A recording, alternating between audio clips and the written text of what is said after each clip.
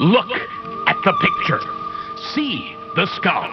Visible Frankenstein controls. The Brain Thoughts broadcasting radio. The Frankenstein earphone radio. The latest new skull reforming to contain all Frankenstein controls. Welcome everyone to Frankenstein Control, I suppose. That show what we do. That show what we do. Welcome to the neck bolts. B-Right, what you got to say? You look like you have something to say. You got something on your mind. Let us pick your brain. All right, well, I don't have a lot on my mind right now, and that's actually a good thing. Oh. Because I found a new way to relax. What is having a podcast for if you can't talk about things that you think are cool, as is my frequent motto on the show. I found a new way to de-stress myself in the evenings, and it is watching my new favorite show on Adult Swim. It is called Joe Pera Talks With You, and I wanted to take a moment to discuss it on the show.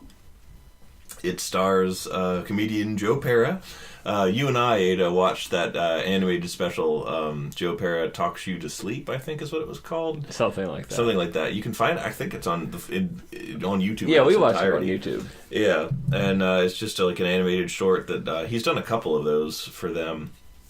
He is a comedian who is extremely good at, like, his act. I've never seen him out of character, so I don't know to what degree it's actually an act and to what degree it's actually him. I have a strong feeling that a lot of it is an act, but he has this very like gentle, grandfather-like delivery of things, and he's just like, "Hi, my name's Joe Pera.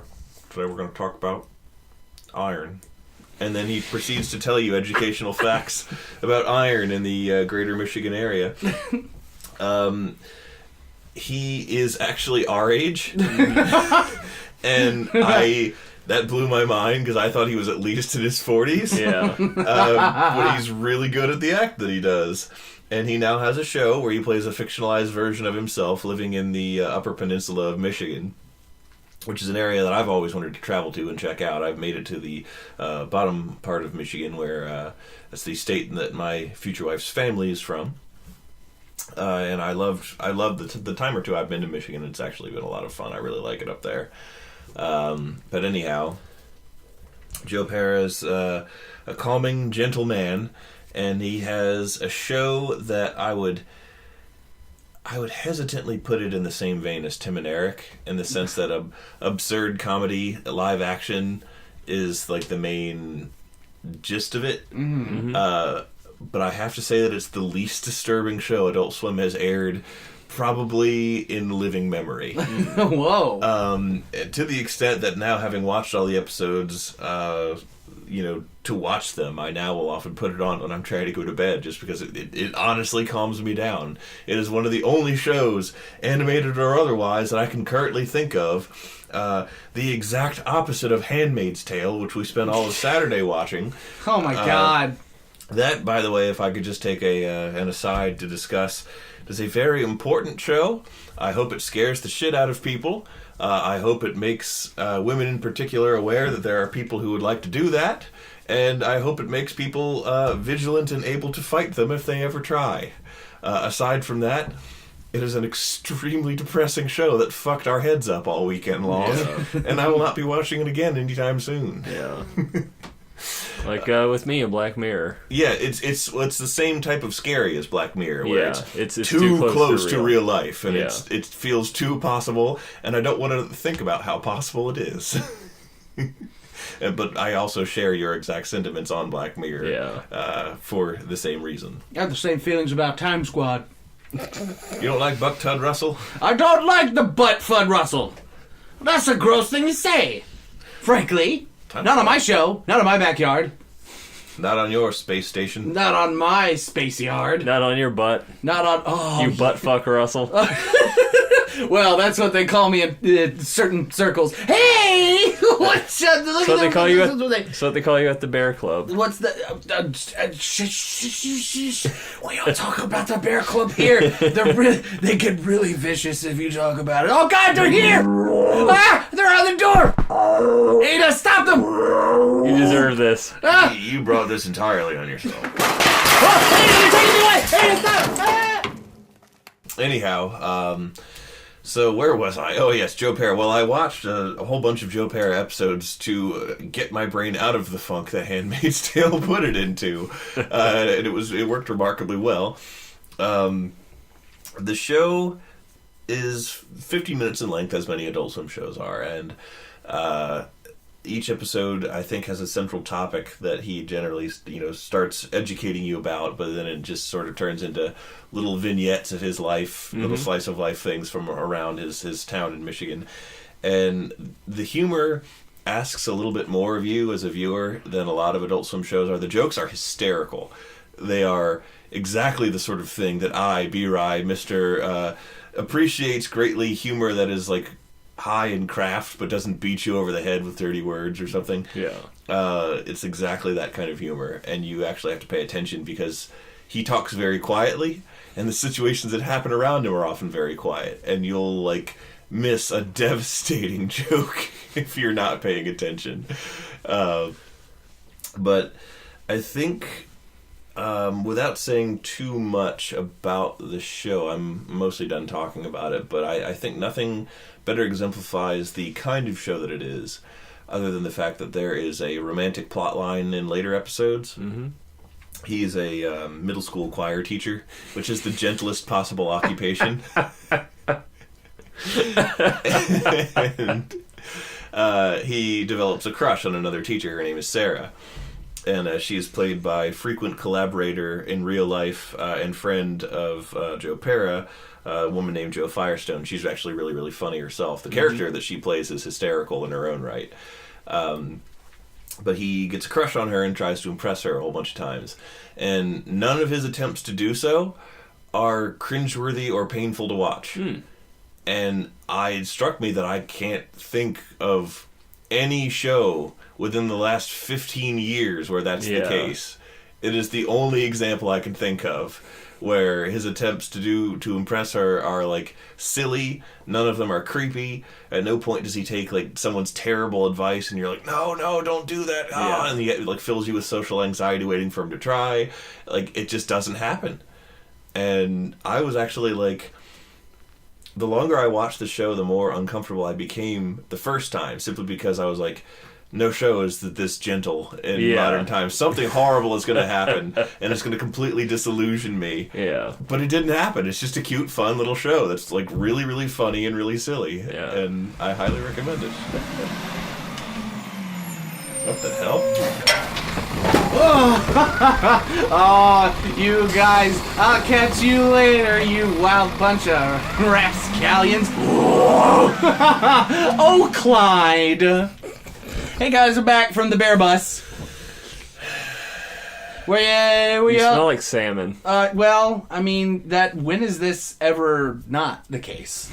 True. I'm quite the fish-like lad. You smell freshly spawned. That's probably why bears like me so much. Apart from the fact that I'm immense and bearded and muscle-clad and hung like a bear. So it's very small. Yeah. Oh, no. Right here in the Book of Animal Kingdom, on the Wikipedia page, I looked up bear, and it said the North American bear has the smallest penis out of any animal. I was just, dicking around. In order to ignore Taylor, as I often do. That's using your dick! I mess around on the internet. And I was on one of my favorite old places on the internet, which is the X board of 4chan, which is the only board of 4chan that is...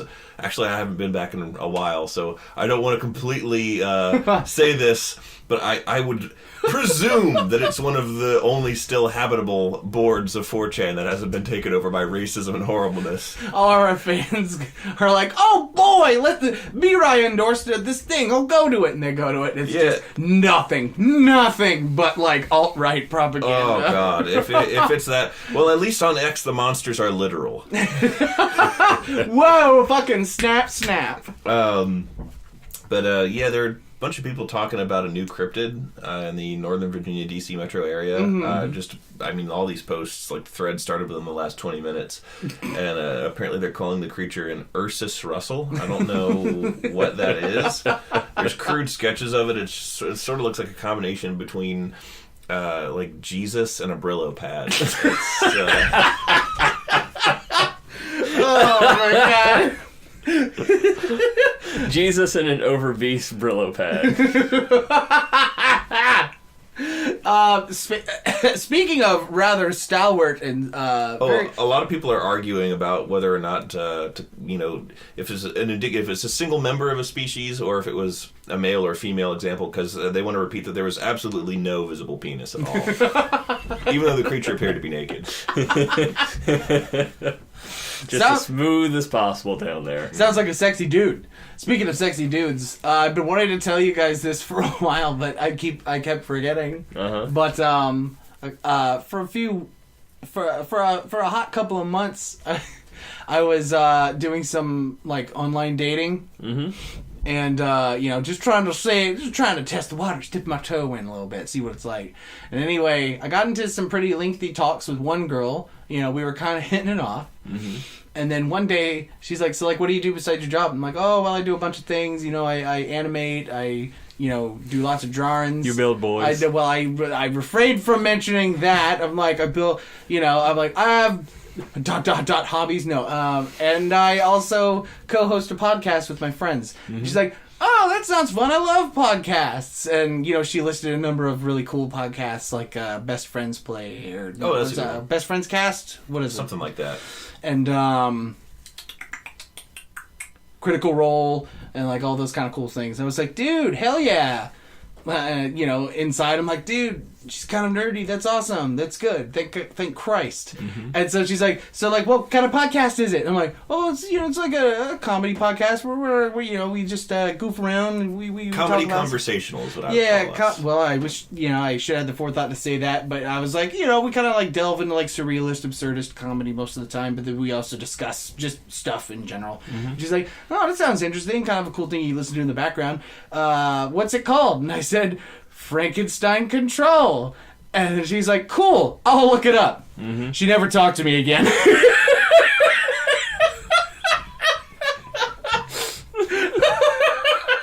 I'm fucking serious. I'm not joking. This actually happened to me. Wow. Do you see the sacrifices I've made for you people? But yeah, I thought I told this story to show to our biggest fan, Josh. I told him that, and he nearly fell out of his chair laughing. Chris Hansen, stop talking to you. It's true. Even Chris Hansen is not interested in this kind of podcast. You can't bring wine coolers to a Frankenstein control room. Why did we bring Chris Hansen up? Because he's implying that Chris Hansen is messaging me. Was catfishing me. Yeah, okay. He's trying to catfish me. Like, all under the hilarious guise of Taylor was trolling for underage booty.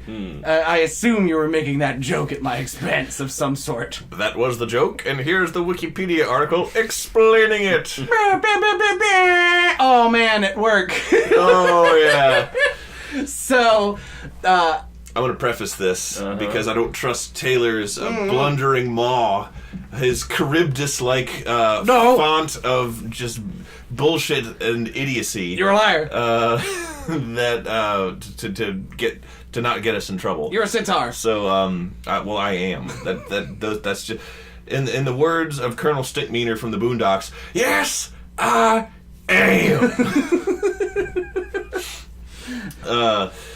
No, so we were interacting with a client, a non-specified type of client at our work, and Taylor, this person was known for being difficult, and Taylor was trying his hardest.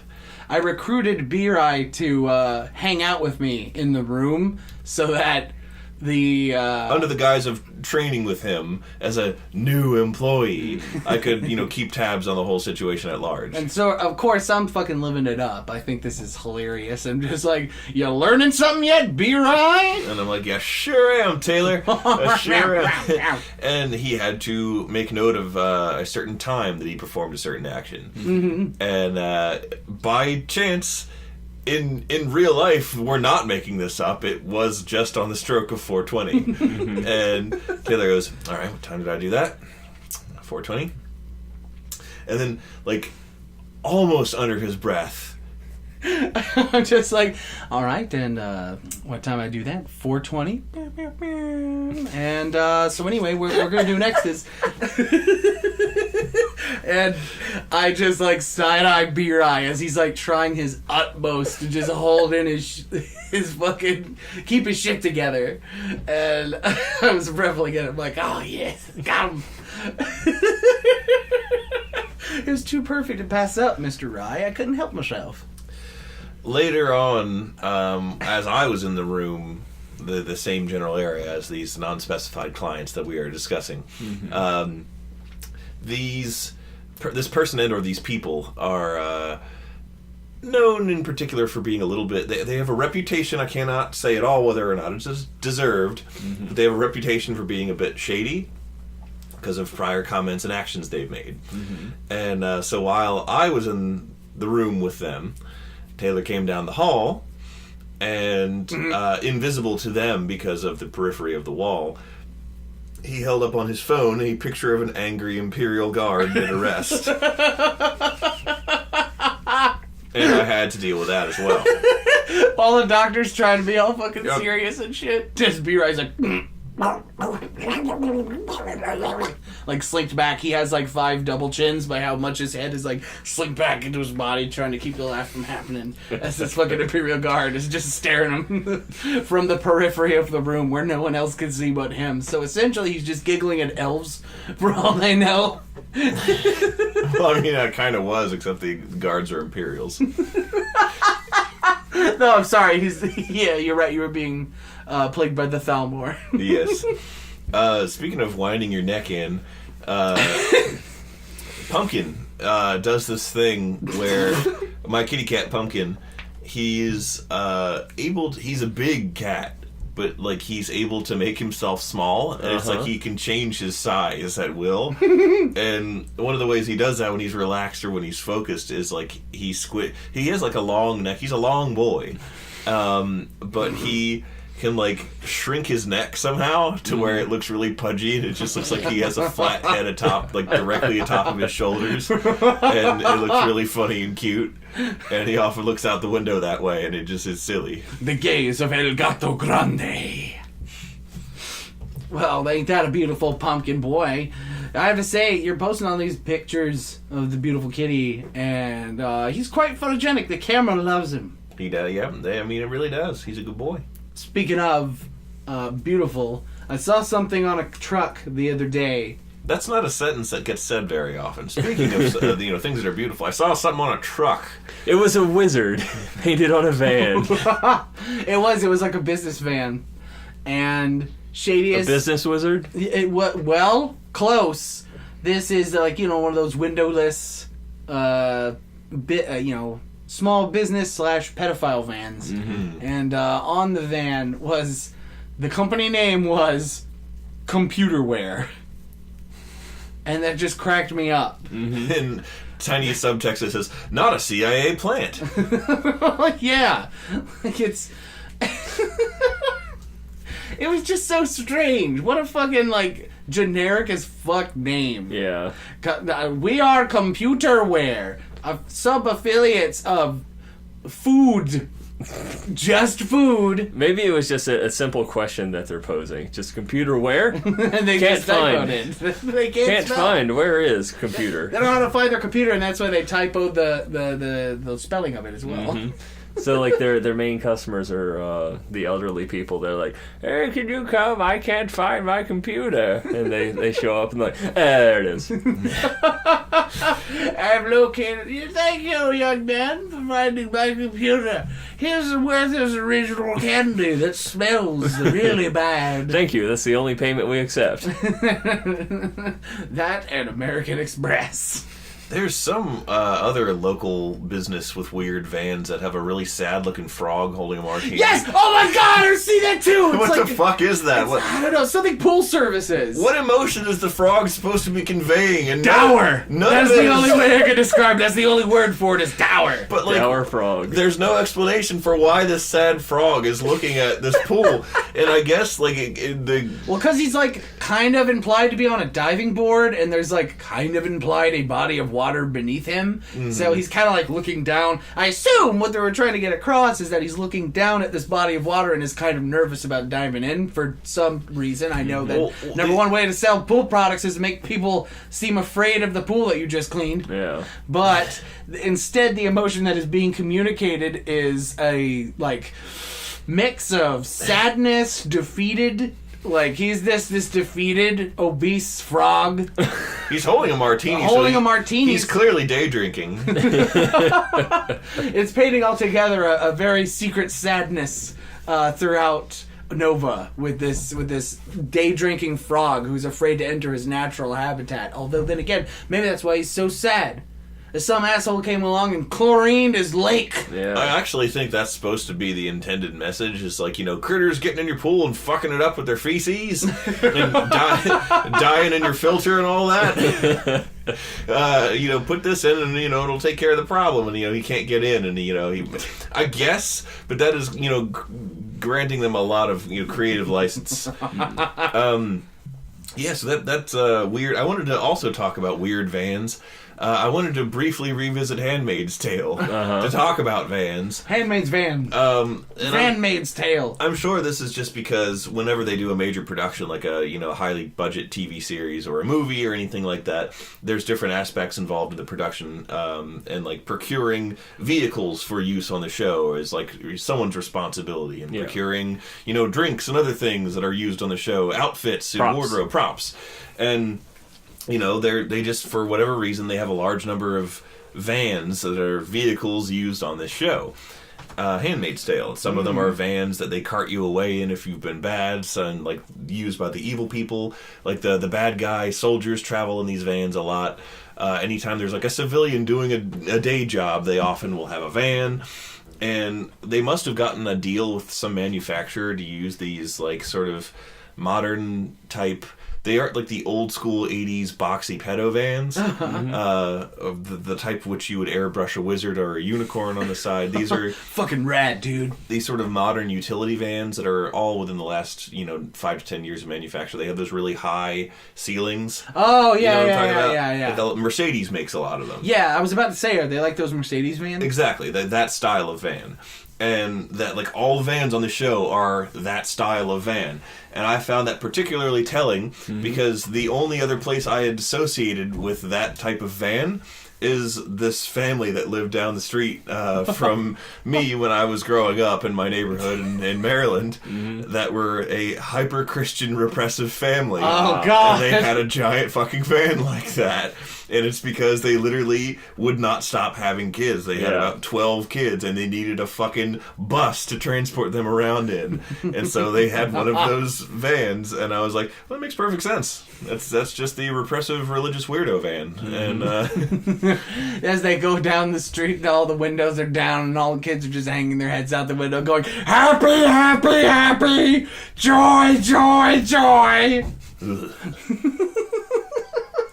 Sorry, that's from an old episode of Ren and Stimpy. Lobotomy scars above their eyebrows. Oh, Jesus. But each one of the scars is shaped like a crucifix. Oh, God. That model is the Mercedes Revelations.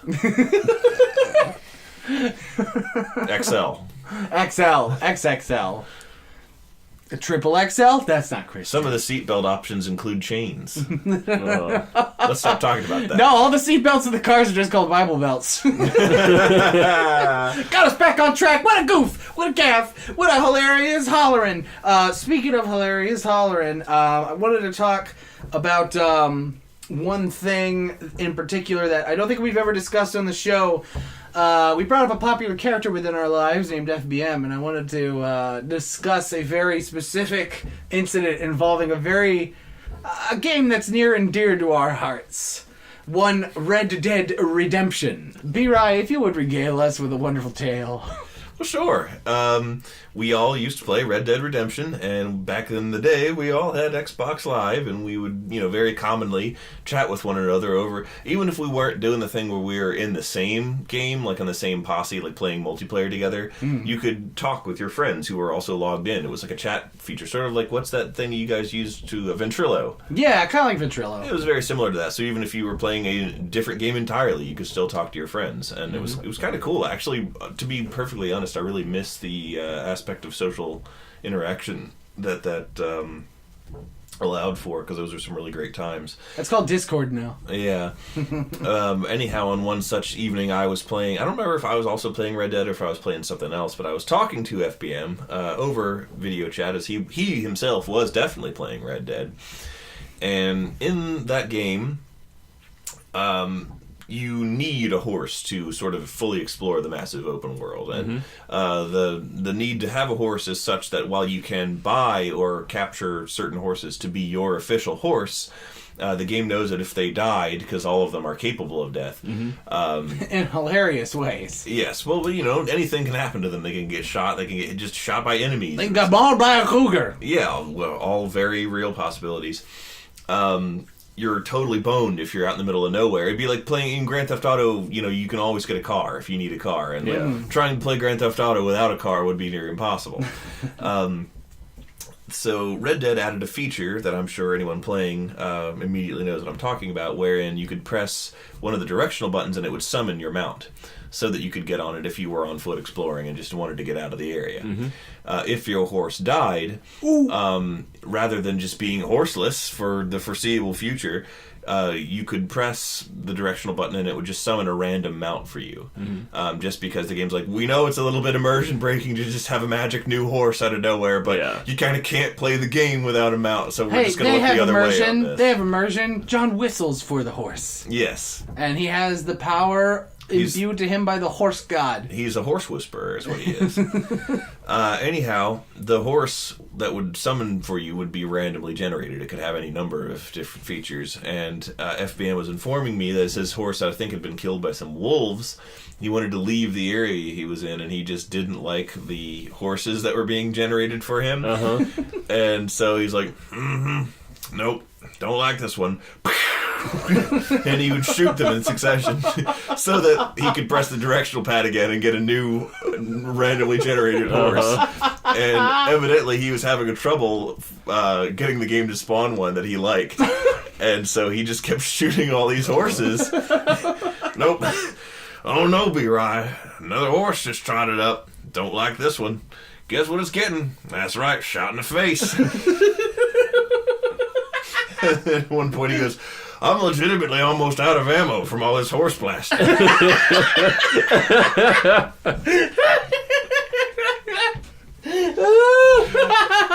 He exhausted his ammunition trying to make the game give him a horse that he liked. Also, it should be noted that the character that you play as, John Marston, just like in all of Rockstar's games where immoral actions are very possible, crime is possible in the game, the protagonist is really only as bad as you make them, because you can choose just to have fun and enjoy the world, or you can choose to be a murdering psychopath. It's strongly implied through comments that he makes that John really isn't that bad of a guy. If you engage in criminal activities, he will voice, disappointment with himself and, act like he's not really happy that he did that. And he does, the character John Marston that you play as really actually does seem to quite like horses. Like, he loves the mounts that you get. He happily calls to them and refers to them.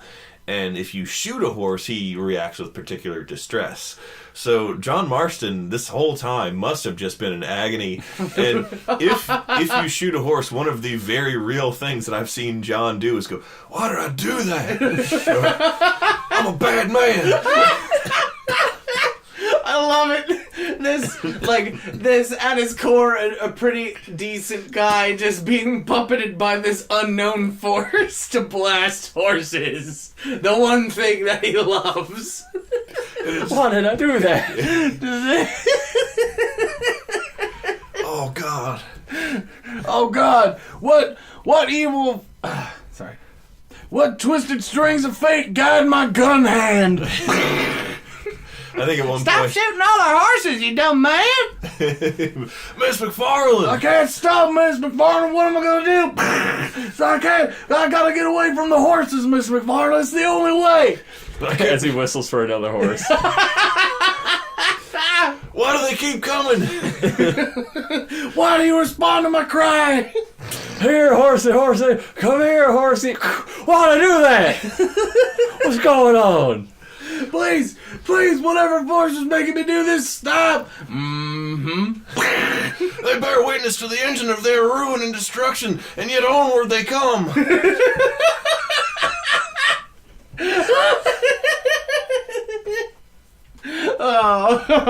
Oh, John. I want to take that quote, write it down, and then if I ever make some kind of game where you can kill things over and over, have that as a quote the character will say. Because that is really funny.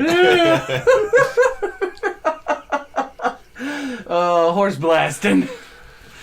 Horse blasting John. That's what they call him out on the prairie. All kinds of funny shit happened in that game. That's just a great seriously, game. did we ever talk about the Bear Hive? No, I don't think we ever did. Okay, well, I guess we could talk about a very special event that occurred in an online session that me and Birai were happily a part of. With a friend of the show, Steven. Mm-hmm. The frequently mentioned Steven. Dude can vouch for us, bruh. This happened. So anyway, we're playing the online version of Red Dead where you can, you can't be John as your avatar, but you can be a number of the game's, like, bad guy models. So, Birai always went around as like this grizzled, weird, shirtless miner that like just looks unwashed and was grody. And I would always flip flop between a person that we called the Pete Miner, which was the other miner that, in contrast to the thin and gaunt Miner 1, Miner 2 was really fat and had this big bushy black beard, and like he was just kind of very portly and goofy looking. And so we started just calling him Pete Miner, like from when you played as him, you started talking and doing a very good impression of Jim Cummings as that's right, as the character, the Disney character Pete. Just like anytime something good happens, we just roll up, just what a serendipity doodah! I'm gonna get you, goof! Yeah. And just all kinds of doofy shit like that. And then also I'd play as this portly, like, park ranger looking dude. I think he was a soldier. Oh, he looked like a park ranger. He was very silly looking, and he was chubby. I think his name was Tall Trees Ty. It was Tall Trees Ty. I made in my head canon that he was just another rendition of Ranger Smith from Yogi Bear. So I'd flip-flop between those two. But anyway, the Skinny Miner and the Pete Miner were one day going on a little adventure. And well, this happened when I was off fucking around in the map doing my own thing, and you and Steven were in the woods. That's right. Okay, yes. So Pete Miner and, I don't know, probably Hugh Leathers in his gay vest. Or Slick Bradshaw and his ginormous mustache. That his deadly aim. His ever-encompassing, all-seeing eye that hits any target he deems worthy of death. I'm pretty sure Slink goddamn Bradshaw was a goddamn stand user. So anyway, me and the stand user, we were going through the less deserty and more mountainous portion of the game's world map. Just goofing off and all that kind of shit. Well, anyway, we run into a bear, and none of us really have the, like... We don't want to kill it for some reason, so we just, like, start horsing off to some place. There was a cabin, a ruins of a cabin, and you guys climbed up there and to like lure the bear over to it. Yes. Oh, that's right. We were we got the idea because another bear started chasing us. Yeah. So in the midst of this one bear chasing these two goofy guys, another bear joins, and we go, "Oh my God, it's two bears!" And like quick, seek refuge atop the cabin. So we do, and we go atop the cabin, and then a third bear shows up. And we're like, what the fuck is going on? And so Steven goes, hold on a second, I'm gonna wrangle me more bears. And he jumps off the cabin and goes in a direction. And I'm like, Steven, come back, the bears ain't going away. And then just Steven comes back, and he's like, look what I found. And there's like 3 more bears chasing him. I'm like, Steven, what are you doing? There's already 3 bears. We don't have enough bullets! And Steven just jumps atop the cabin. He's like, look what I have wrought. And I say, well, fuck you, I'm getting more bears. And so we just keep luring bears, and eventually we discover that we've, like, created or perhaps just stumbled upon a secret bear spawn point. It was a glitch with the spawn point was what it was. I guess. The game didn't, like, stop spawning enemies, and it just spawned, like, 40 bears. Yeah!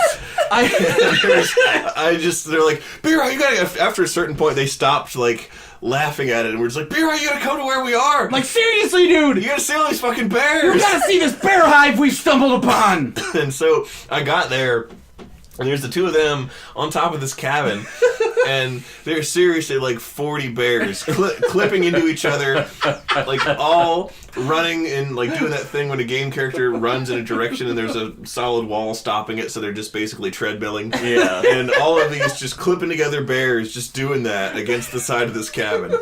And my character's signature weapon was dynamite. And before they could take a picture or record any YouTube footage or anything like that, I hurled a stick of dynamite into the midst of the bears, and I got like 40 bear kills. And it was ridiculous as shit. And we were so mad at you for ending such majesty. I can't believe you killed all those bears, B-Right. You are the reason why there are no grizzlies in the mountains of Americas anymore. You gotta go up to Alaska to see a grizzlo. Oh shit! Guys, I'm gonna catch you later. Aw, Timothy, did you find the bear hive in real life? Aw, that sounds great. You guys, I'll catch you later. Don't wait up. maybe you won't come back this time. We can only be so lucky. Now even you know I am a menace. I hand you the secrets to save the entire human race and the entire universe. Whoa!